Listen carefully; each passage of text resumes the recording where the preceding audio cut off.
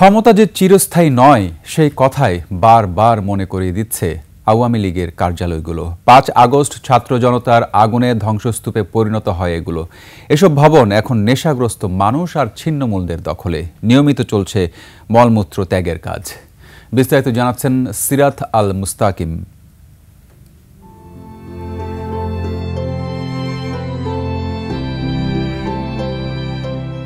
মাত্র কদিন আগেও যে ভবনগুলো ছিল ক্ষমতার ভরকেন্দ্র, এখন তা যেন নির্মম পরিহাস হয়ে দাঁড়িয়ে আছে কালের সাক্ষী হয়ে।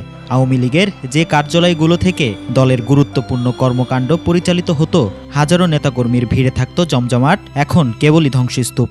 এটা ৫ মাস আগে যে জমজমাট ছিল, এখন তো সবাই প্রকৃত চোখ দিয়ে দেখতেছে ক্ষমতা কি জিনিস। একটা টাইমে এই ভিতরে যেতে হলো কার্ড দেখানো লাগছে যে আপনার কার্ড পাস আছে কিনা, এখন তো সেটা নাই। এখন তো সাধারণ পাবলিকে দেখা গেছে আপনার গিয়া পাবলিক টয়লেটে গেলে 10 টাকা লাগতো, এখানে 1 টাকাও লাগে না। সৌদি আরব হজ করতে যায় মানুষ 5 লাখ টাকা, ভাগ্য থাকলে উমরা হজ করতে লাগে 2.5 লাখ টাকা। ওদিকে গিয়ে আবু জাহেলে বাড়িতে ফসা পায়খানা করে। এটা বাংলাদেশের একটা 90 ফেরাও।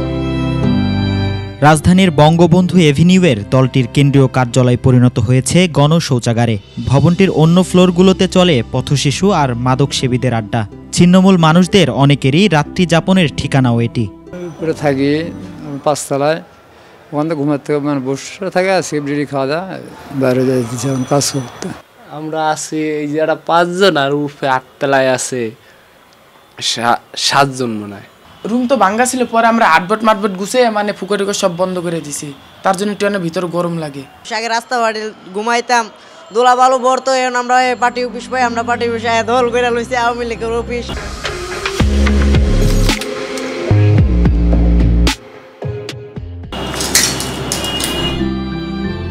ধানমন্ডিতে দলীয় সভাপতি শেখ হাসিনার দোর্দণ্ড প্রতাপের রাজনৈতিক কার্যালয় পোড়া বাড়ি হয়ে ঠায় দাঁড়িয়ে আছে ক্ষমতা হারানোর বেদনা হয়ে। পুলিশ বেষ্টিত পোড়া ভবনটিতে নেই সাধারণ মানুষের প্রবেশের অনুমতি। তবে রাস্তা সংলগ্ন শেষ ভবনটির কিছু অংশ খোলা থাকায় কিছু কক্ষে চলে পথচারীদের মলমূত্র ত্যাগের কাজ।